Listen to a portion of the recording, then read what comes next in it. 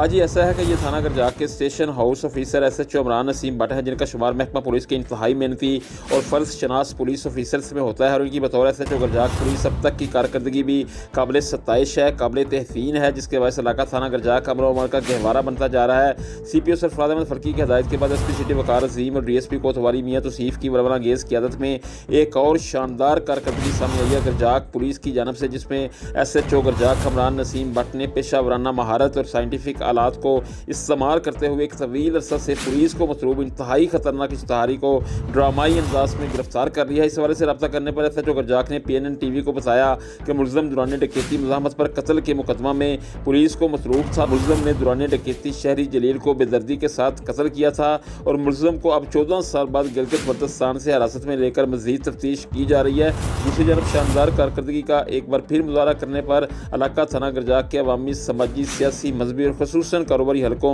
और मुद्दई मुकदमा ने गरजाक पुलिस को शानदार अल्फाज में भरपूर खराज तहसीन पेश किया है और गरजाक थाना में एक बासूल और मेरिट पसंद SHO की तैनाती पर CPO सरफराज अहमद का शुक्रिया अदा किया है। जी।